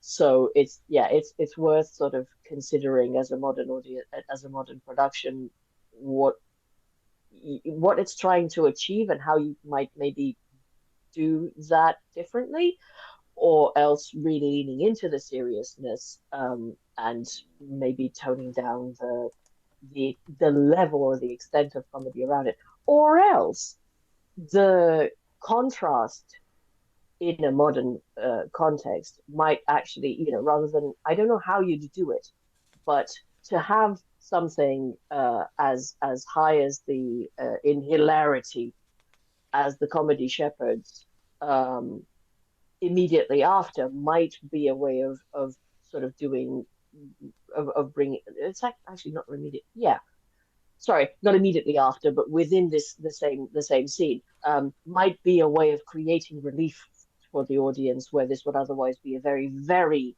heavy and very suddenly heavy moment. I also wanted to point out the hilarity. This isn't actually how it would be done, but in my mental picture, the king pulling out Lapyrus from the hole that he is in sort of physically extracting him, realizing who it is and going, "Oh, it's you," and dropping him back with the falls down moment, like he's falling back into the pit, is again hilarious. It's not how it would happen. Clearly, this is Lapyrus having come out of the hole and frustrating himself in apology. Yes, we have another scene to do before we close the session. We're packing them in. Act time is over. Whatever music cue, if it was indeed an indoor production designed in that fashion, would be over. For Act 3, Scene 1, enter Roxano with his disguise in his hand.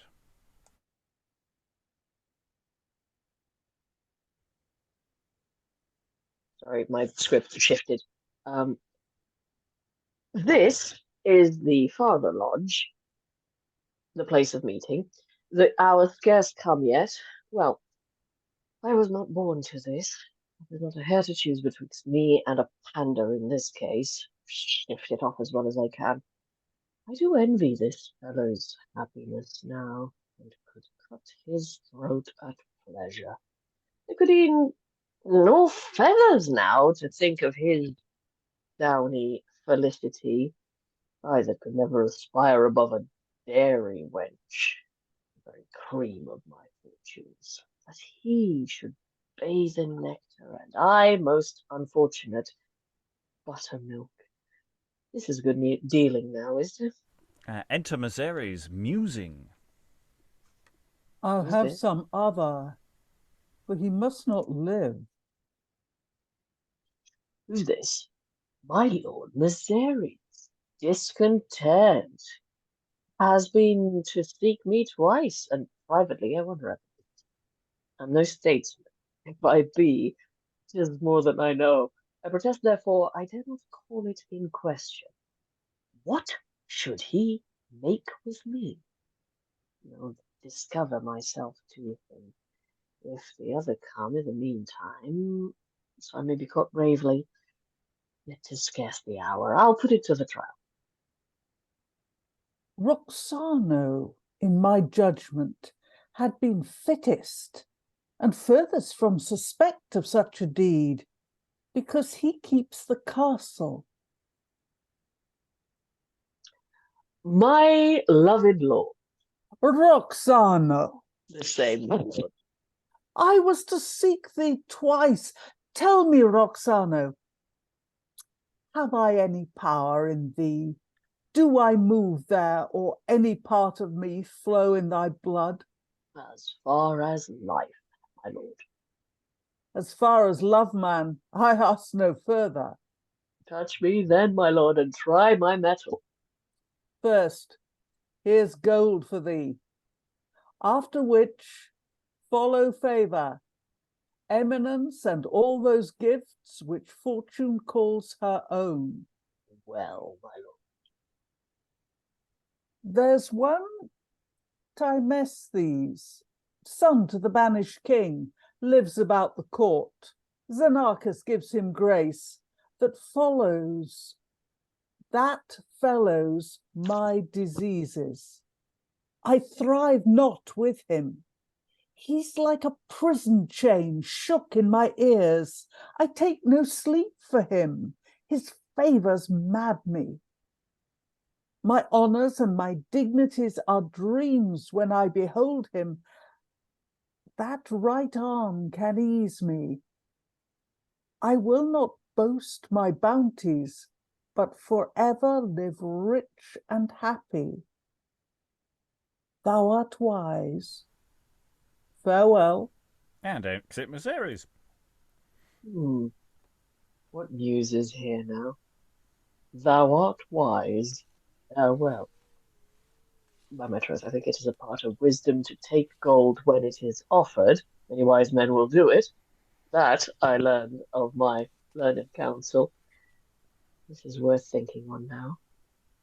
To kill Tymethes, so strangely beloved by a lady, and so monstrously detested by a lord, is gold to bring Tymethes, and his gold to kill Tymethes. Let me see, which way is the heaviest? By my faith, I think the killing gold will carry it. I shall like so many a bad lawyer. I shall, like so many a bad lawyer, run my conscience upon the greatest fee. Who gives most is like to fare best. I like my safety so much the worse in this business in that Lord Mazeres is his professed enemy. He's the king's bosom.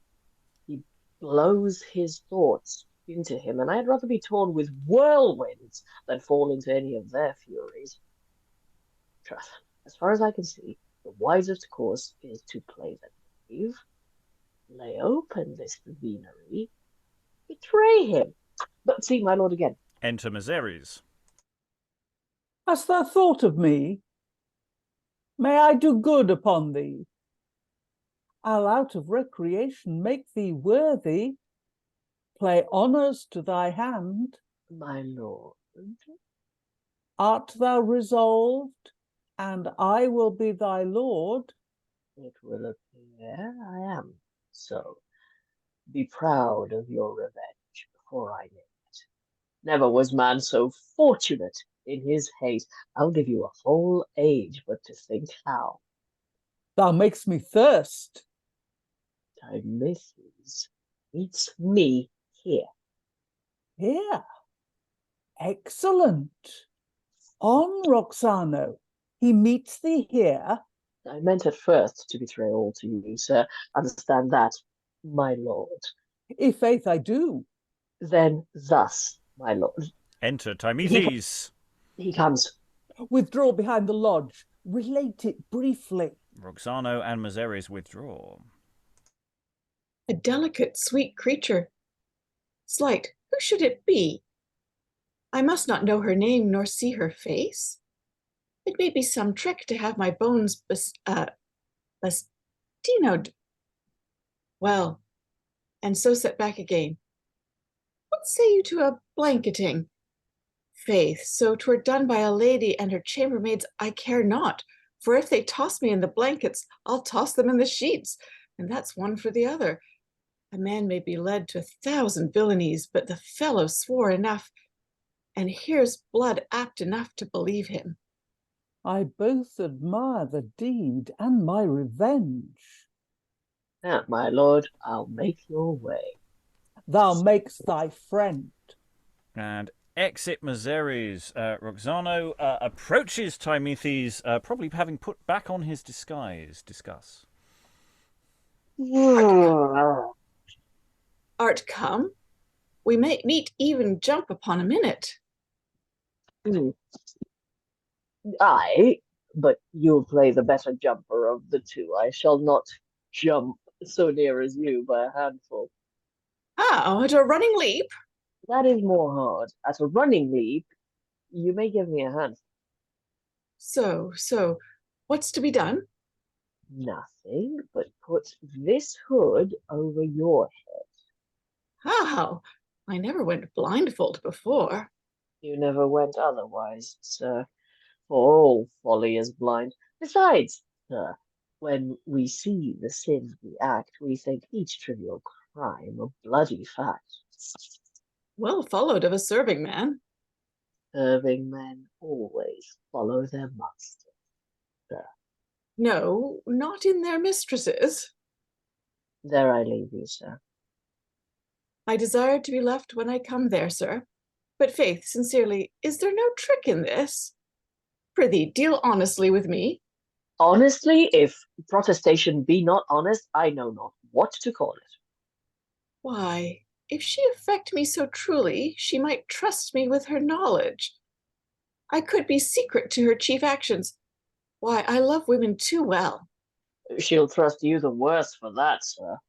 Why, because I love women? Sir, 'tis most common he that loves women is ne'er true to one. Experience daily proves he loveth none with a true heart that affects more than one. Your wit runs nimbly, sir. Pray, use your pleasure. Why then, good night, sir. And puts on the hood. Mass, the candle's out. Oh, sir, the better sports taste best in the night, and what we do in the dark, we hate in the light. A good doer mayst thou prove for thy experience. Come, give me thy hand. Thou mayst prove an honest lad. But however, I'll trust thee. Oh, sir, first try, please. But we protract good hours. Come, follow me, sir.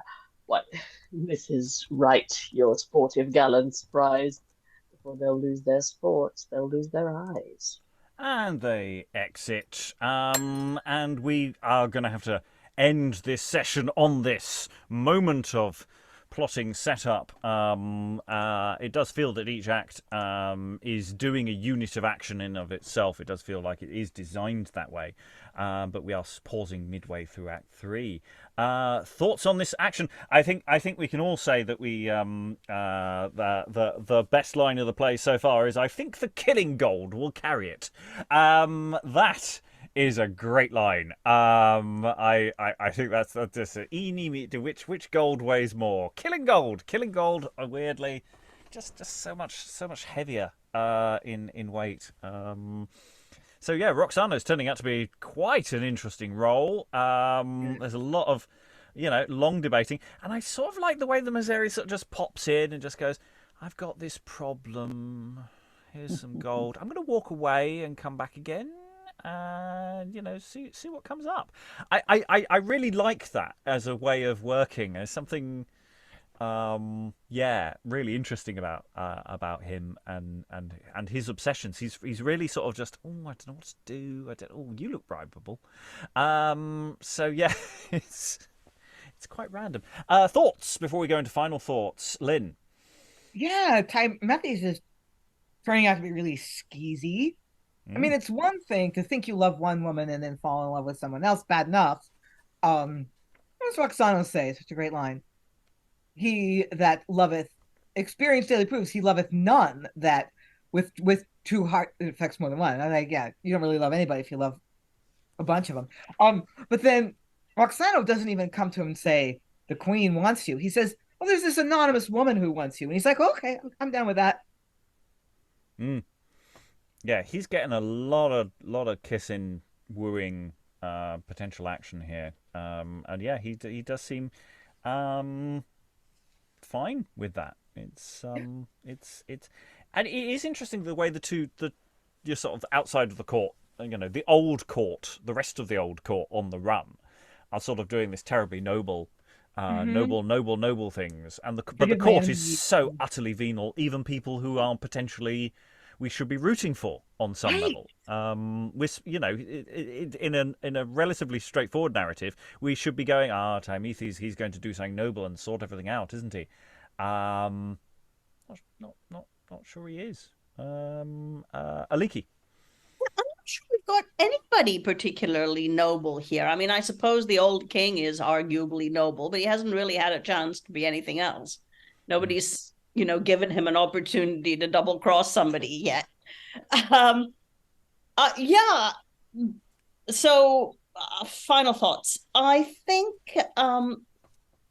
there's a great deal of spectacle and fun to be had. I think some trimming of some of the lines might be needed.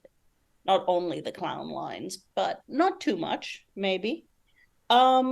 I'm not really sure what it's doing with all of this stuff, except that I suspect it's just going to gratify our desire for a nice, bloody, horrible ending. Which, yay. Yeah, I mean, it's called the Bloody Banquet, and, we've reached...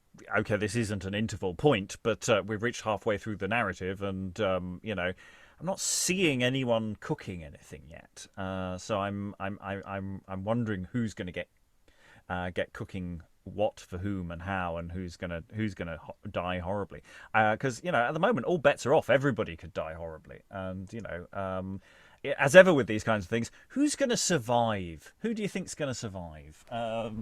It's a question we shall see. I will start going around for final thoughts. Helen, any final thoughts for the play so far? Yes, Roxano interests me a lot. He is completely venal and amoral. I mean, the other villains have a purpose in life. They have an aim. They're doing bad things, but they're doing them for reason. They're doing them with a reason, whereas he is just taking money from whoever's gold weighs heaviest. And I must say, this play is definitely improving. Even though I'm without color coding, I'm not always 100% certain who is who. I just realized that we haven't had a wolf yet, but in fact, they are all wolves. Practically every single character is a wolf of some sort, and they're all eating each other. Apart from the old queen. I think she's probably the only one who's not a wolf so far. We've got a reformed wolf, allegedly. Yes, I mean, we don't know that she ever did anything awful in her life, but yes. Poor thing. Yeah, if you've been in power, I suspect they've done some bad things. It's how people get in power. Connor, any final thoughts? Yeah, it's chugging along nicely. Some really good scenes in there. I quite like, interesting parts. Lapyrus is just useless, isn't he, to be honest? But he's got some great lines.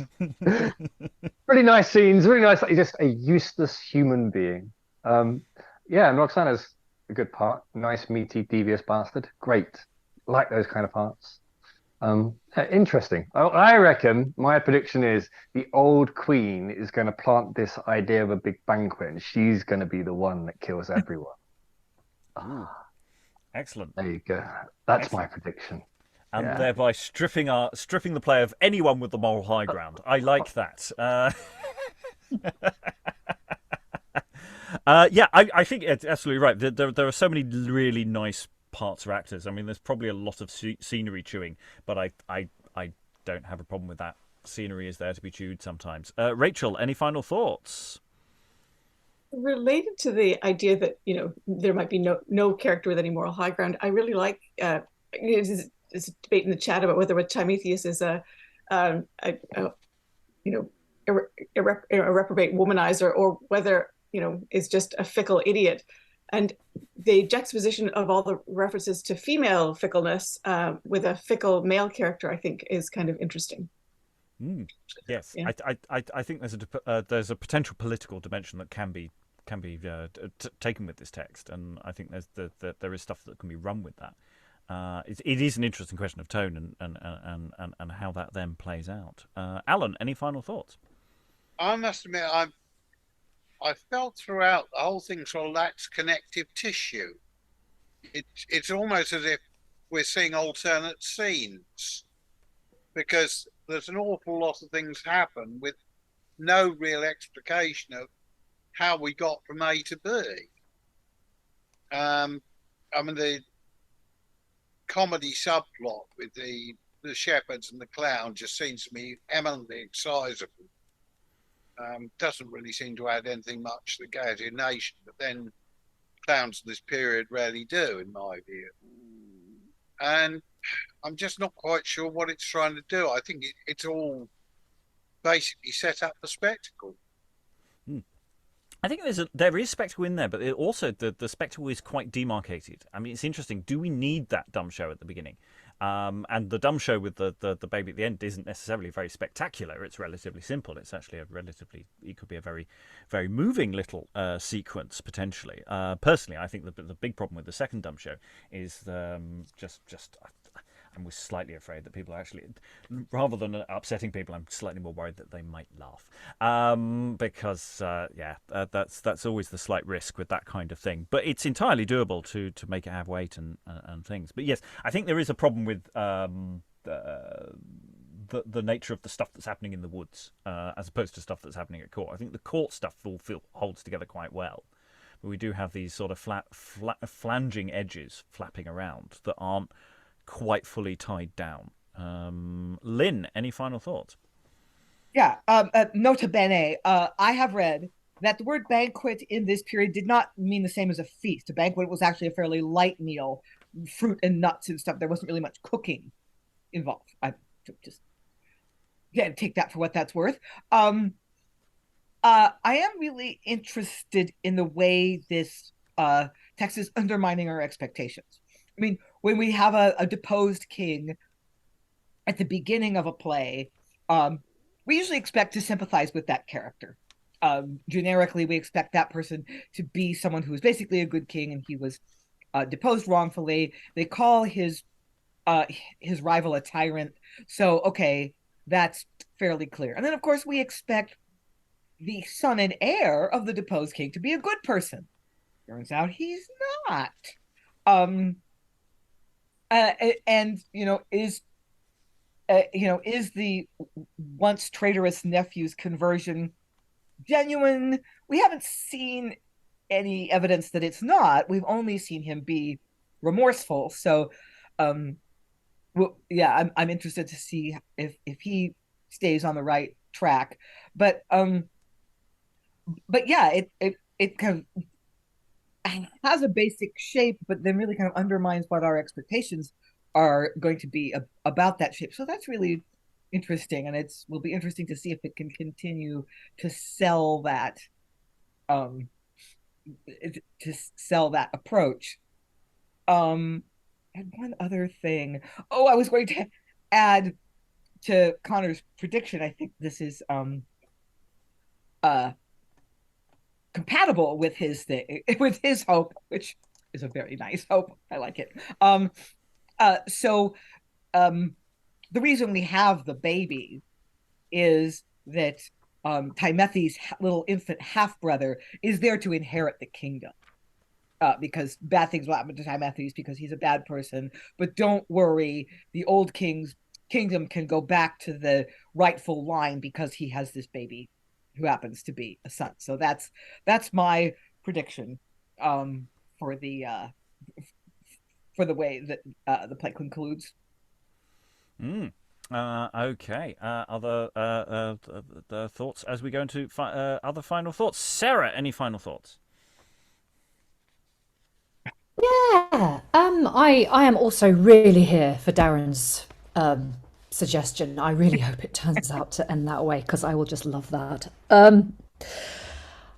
I also thought it was interesting what you were saying about the dumb show and how it would be really easy to kind of inadvertently make them funny. I am finding this play funny. I mean, it's not.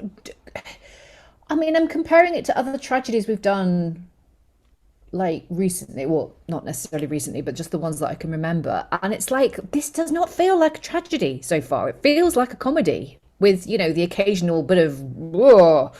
But yeah, it's like there's a lot of plotting and scheming. I refer you back to Hoffman. Exactly. That's what I was thinking about. That's exactly the play I was thinking about. It's like Hoffman, first 5 minutes, someone's got a burning crown on their temples, no messing around. This is just like... But it was also very funny. Well, yeah, it was funny, but the stakes, you know, were high. The stakes were high from the first moment. It's like, oh. But this, I don't know, this does not feel like the stakes are that high, really, in spite of the fact we've had a dead baby and you know, the Queen's clearly really sad and the King's been deposed. It's like we've had a dude in a pit as well, and it is funny, you know. And I can't take, you know, the really toxic guy who's in love with his mate's sister supposedly, but is also, you know, lusting after the young Queen. I mean, is he meant to be a tragic hero? I really hope not, because I cannot take him seriously. He's like a sort of toxic protagonist out of an early modern comedy. And if I didn't know this was a tragedy, and if it wasn't called The Bloody Banquet, I'd be thinking, oh yeah, okay, this is unfolding pretty much as I would expect it to. But actually, I know that it's going to go a completely different way, and I'm kind of up for that because I'm finding most of the characters quite irritating. There is really, other than the Queen, there isn't really anyone who's particularly sympathetic, which is fine. But that in itself makes it feel like a satire, you know, more so. You know, like we're not supposed to like any of these people. They're all kind of awful and we're supposed to be laughing at that. But actually it is going to end, you know, in a bloody banquet. And I am here for it. Yeah, to be honest, I wish more plays that build themselves actually as comedies went this way. So, yes, bring it on. Yeah, I think there are quite a few tragedies that are quite funny, and intentionally and possibly as well. We have done a few over our time, so we'll see if that chimes with that. Alexandra, any final thoughts? Could I hold my final thought until after Stephen's? Okay, Stephen, any final thoughts? Well, one of them I think Helen has already made in the chat, but as people watching can't see the chat. Clowns live in the present, so the clowns are always there with the audience, I think is the point. So what we've got here is it's sort of hugely layered, you know, because we've basically got something that goes all the way back to the ancient Romans, haven't we? All of this kind of bleak Senecan stuff, you know, the plotting, the revenges and so forth. But that's been on the stage for like at least 40 years by this time. So as well as the notion that there's sort of textual corruption in there, you might just sort of add in, you know, the way in which we've got shorthand in all sorts of genres now, that, you know, we don't always have to have something perfectly plotted because we kind of know the genre tropes. So it's one of those things where, you know, you sort of feel it's the expectation is this will not be people's first pass on this kind of plot. And they may have had many, many passes. And so the novelty and what's good in it might be much more interesting to the original audiences, I guess. And the point about the clown being in the eternal present is it's not just some kind of arid intellectual history exercise about kind of crazy, you know, let's do let's put things in pies sort of, weren't the Romans nutters sort of approach to things. The link there is between the present day and the kind of excesses. There's the physical excess of clean drinking is referred to, isn't it? As opposed to dirty drinking. Dirty drinking is the kind of drinking that used to happen at James's Court and all over the place, where people just drink until they literally sort of crap themselves and throw up. So I think the point of the clowns is obviously it's a kind of tonal rhythmic thing, as I think Alan's already said, but it's who's this bell tolling for? It's actually us. It's not some kind of, just don't be fooled by the names, guys. We are in a here and now, and the clowns give us that, because that's the assumption with clowns, is they're not some idiots who live somewhere else. They're the ones who are fully present with us in the present day. Okay, Alexandra, any final thoughts? Hello again. Yes, there was a point I think earlier in chat about sort of the evolution of this script with performances and how that might have affected the version that we're currently looking at, which I thought was something that Stephen was going to mention. No, as it's well. all. I'm trying to not have conjecture from elsewhere. I'm trying to have conjecture from this room. Yeah, so I'm not going to get into that, but my point kind of relates to that, which is that I really like it. I really like this. I like the subtlety. I like the little details in some of the characters and in their interactions. They're not sort of clear cut. This is a villain doing a villainous thing. Roxano, for example, had a little snippet in one of his earlier scenes where he was going, any one of us who work for this lady would gladly give her a run for her money. And then she comes to him and says, I'd like a run for my money with someone else. Sorry, I need to, my mistake. I thought you were going to proposition me. Okay, never mind. So, details like that and little kind of subtleties that I've seen, I really, really like. And also it gets this sort of big epic feel. The thing that relates to the point I was asking about earlier, I get very much the sense, whereas the first dumb show I'm fully on board with because it's, previously in the history of this world, the second dumb show kind of treats for us as a modern audience, a potentially very triggering subject quite swiftly and quite lightly. And the scene just before that, I think it's just before, or maybe it's a little bit earlier, where we were saying, the king saves Lapyrus and immediately forgives him within a span of 5 lines. Those moments feel either crafted less carefully than the rest of it, or potentially like we've lost something, we've missed something. So what I was going to say is I am looking forward to seeing the rest of this play. I really like how it's structured. I think it's got some potential issues in a big structural sense that maybe could be addressed with the existence of other versions of the script, or maybe need serious consideration if you were to put it on as a production, in order to bring up to the level of detail and clarity and interestingness, internal conflict, one of my favorite things, that we get in the rest of it.